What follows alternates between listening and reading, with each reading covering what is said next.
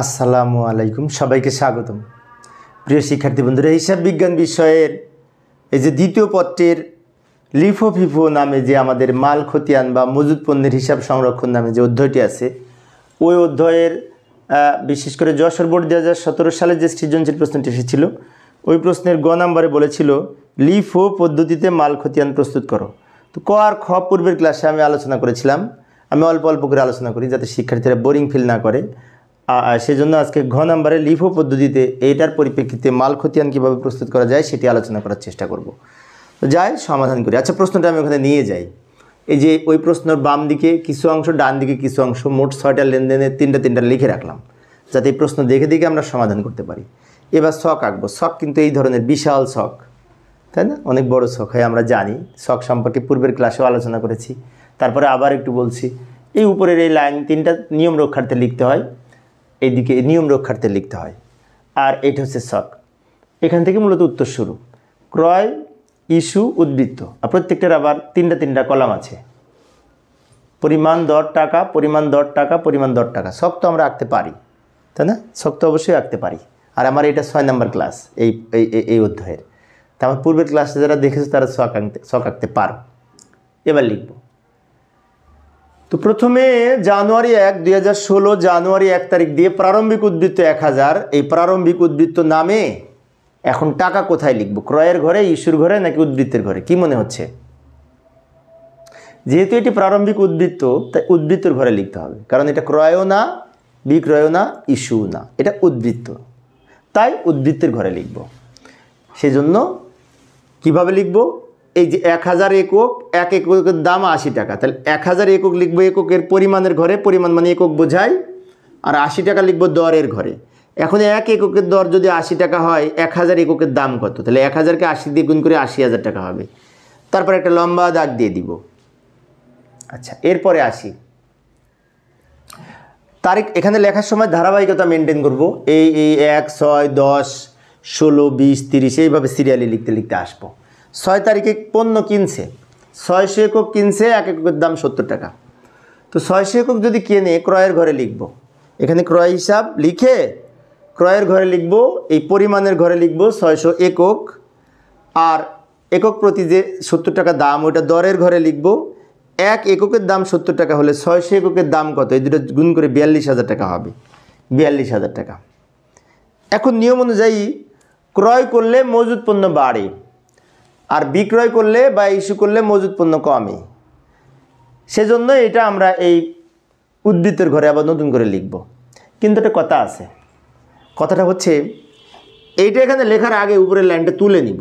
এই 1000, 800, 80,000 উপরের লাইনটা তুলে নিলাম, তার নিচে এই লাইনটা লিখব 670 গুণ করে এই 42,000। তারপর একটা দাগ দিব। আমি আবার বলছি, লক্ষ্য করি, ক্রয় করলে লাইন বাড়বে লিফো ফিফো পদ্ধতিতে, যেহেতু রেট আলাদা। এটা রেট 70, এটা রেট 80। অনেক শিক্ষার্থীর মনে হতে পারে এই 1000-এর সাথে 600 যোগ করে একবারে তো এখানে 1600 লিখতে পারতাম। না, লেখা যাবে না। সেটা লেখা যাবে অ্যাভারেজ পদ্ধতিতে, ওই যে ভারযুক্ত গড় পদ্ধতিতে। কিন্তু ফিফো লিফোতে লেখা যাবে না, কারণ রেট দুই রকম। এটা 70 টাকা, এটা 80 টাকা। তো 80 টাকার যেটা রেট সেটা আগে ছিল প্রতিষ্ঠানে, তাই ওটা ওই লাইনটা আগে লিখলাম। আর যেটা কিনলাম সেটা পরে এসেছে, তাই ওটা নিচে লিখলাম। আলাদা আলাদা লাইন হলো। এখন এই অবস্থায় আমাদের 1000 কেজি পণ্যের একটা লাইন আছে যেটা 80 টাকা দরের, আর 600 কেজির একটা লাইন আছে, দুইটা লাইন আছে, তাই না? এখন অনেক শিক্ষার্থীর মনে হতে পারে গত ক্লাসে যে ফিফো শিখছিলাম, ফার্স্ট ইন ফার্স্ট আউট, আর লিফো মানে লাস্ট ইন ফার্স্ট আউট, তাই না? তো ফিফো লিফো একই তো নিয়ম। হ্যাঁ, এই ক্রয়ের ক্ষেত্রে একই নিয়ম, কিন্তু এই যে এইখানে আমরা ইস্যু করব, এইখানে কিন্তু ফিফো আর লিফোর মধ্যে পার্থক্য রয়েছে। পূর্বের ক্লাসে আমরা ফিফো পদ্ধতিতে করেছিলাম, যেটা আগে এসেছিল সেটা আগে ইস্যু করেছিলাম। ফিফো মানে ফার্স্ট ইন ফার্স্ট আউট। এখন LIFO last in first out, মানে পরে যেটা এসছে সেটা আগে বিক্রি করব, একে বলে লিফো। তাহলে আমরা এখানে লিখি 10 তারিখ 800 একক ইস্যু করব। এখন কোন নিয়মে ইস্যু করব? লিফো নিয়মে। লিফো নিয়মে যদি ইস্যু করি তাহলে নিচ থেকে বিক্রি করব। নিচে কত আছে? 600। এই 600 ইস্যুর ঘরে আগে লিখব। 600 টাকা দাম, 70 টাকা করে, 600 কেজি 70 টাকা দরে 42,000। অর্থাৎ এই লাইনটা আমি বিক্রি করে দিলাম, সেল করে দিলাম। তার মানে কি এই লাইনটা ওখান থেকে এখানে চলে আসলো। এই লাইনটা পরে যখন উদ্বৃত্ত লিখবো তখন এই লাইনটা থাকবে না, কারণ ওটি বিক্রি করে দিলাম, এটা থেকে এটা বিয়োগ হয়ে যাবে।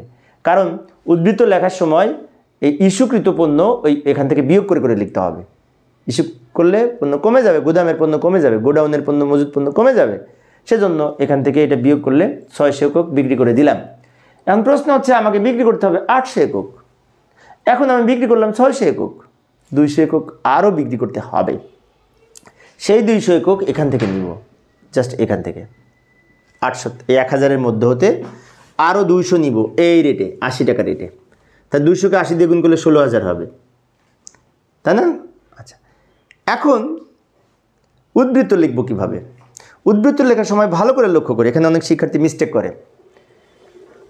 এই 1000-এর মধ্যে কিন্তু আমি 200 বিক্রি করেছি, তাহলে আছে আর 800। 80 টাকা দর, 28টা 64,000। আবার এই 600 ছিল আগে, কিন্তু 600 আমি আগেই বিক্রি করে দিয়েছি, তা এই 600 থেকে এসব মাইনাস করলে নাই। অর্থাৎ দুইটা শাড়ি ছিল, নিচের শাড়িটা আগে বিক্রি করেছি। এখন অনেক শিক্ষার্থীর মনে হতে পারে কেন নিচেরটা আগে করলাম কেন? ওই যে লিফো পদ্ধতি বলেছে সেজন্য। লিফো মানে নিচেরটা আগে বিক্রি করব, আর ফিফো হচ্ছে উপর থেকে বিক্রি করতে করতে আসবো, আর লিফো নিচ থেকে বিক্রি করতে করতে যাবো। এটা আগে বিক্রি করলাম তো ওটা নাই, শেষ। তারপরে এখানের এর মধ্যে হতে 200 নিয়েছি আর 800 থাকে 80 টাকা রেটের, 28টা 64,000। 10 তারিখ পর্যন্ত হলো, আবার একটা লাইন টেনে দিব। এবার 16 তারিখ। 16 তারিখে কি বলছে ভালো করে লক্ষ্য করি। 16 তারিখে বলেছে 400 একক আবার কিনেছে 75 টাকা দরে। তো কিনলে পরে তো ক্রয়ের ঘরে লিখব। কত একক? 400 একক, এককের ঘরে লিখব। এবং দর 75 একক, দরের ঘরে লিখব। 400-কে 75 দিয়ে গুণ করলে 30,000 হবে। এখন নিয়ম অনুযায়ী কিনলে কিন্তু লাইন বাড়বে। যেমন এখানে কিনেছিলাম 2 লাইন হয়েছিল, আগে 1 লাইন ছিল, সেই জন্য এখানেও কিন্তু এই লাইনটা এই ঘরে বসবে, কারণ ক্রয় করলে লাইন আলাদা বাড়ে যদি রেট আলাদা হয়। এটা 80 টাকা, এটা 75 টাকা, রেট তো আলাদা, সেই জন্য এখানে ক্রয় করলে পারে এটা এখানে লিখব। কিন্তু তার আগে উপরের লাইন তুলে নিব। এই 800, 80, 65,000, 64,000 এই লাইনটা আমি তুলে নিলাম, যেটা আগে ছিল ওটা আগে তুলে নিলাম। তার নিচে এই লাইনটা লিখব 400, 75 টাকা রেট, আর এই দুটো গুণ করে এই 30,000। মানে ক্রয় করলাম বলে লাইন বাড়লো, কিন্তু এই লাইনের আগে এই লাইন ছিল, তাই ওটাকে তুলে নিলাম। এই পর্যন্ত হয়েছে 16 তারিখ পর্যন্ত। 20 তারিখে ইস্যু 900 একক করেছি, ইস্যু 900। তার মানে কি, আবার আমরা ইস্যুর ঘরে এইভাবে লিখবো, এখানে যেমন লিখেছিলাম 10 তারিখের মতো। 20 তারিখটা কিন্তু 10 তারিখের মতো, 10 তারিখে যেভাবে ইস্যু করেছিলাম ওইভাবে। ভালো করে লক্ষ্য করি, লিফো পদ্ধতিতে আমরা ইস্যু করব। এখানে লিখব ইস্যু। এখন আমাকে বিক্রি করতে হবে 900 একক। তা আমি খুব সহজেই নিচ থেকে বিক্রি করলে 400 বিক্রি করে দিব আগে। 400, 75 টাকা রেট, 30,000। তার মানে কি আমাকে 900 একক বিক্রি করতে হবে। আমি এই 400 আগে বিক্রি করে দিলাম। এখন 900-র মধ্যে 400 বিক্রি করেছি, আরও 500 বিক্রি করতে হবে। সেই 500 তো এখান থেকে দেওয়ার সুযোগ নাই, কারণ এখানে ছিল তো 400, ওই 400 অলরেডি দিয়ে দিছি। তা বাকি 500 একক এই 900-র মধ্যে থেকে নিব, সরি 900 না, এই 800-র মধ্যে থেকে নিব। আরও 500 একক, 500 লিখলাম এই 800-র মধ্যে হতে, 80 টাকা রেট। তাহলে 500-কে 80 দিয়ে গুণ করলে 40,000 হবে সম্ভবত। এবার উদ্ধৃত কীভাবে লিখব ভালো করে লক্ষ্য করি, এখানে অনেক শিক্ষার্থী মিস্টেক করে। লিফো পদ্ধতিতে আমরা নিচ থেকে বিয়োগ করব। আমাদের মোট বিক্রি করতে হবে 900, আর এখানে দুইটা মিলে আছে কত? 1200, তাই না?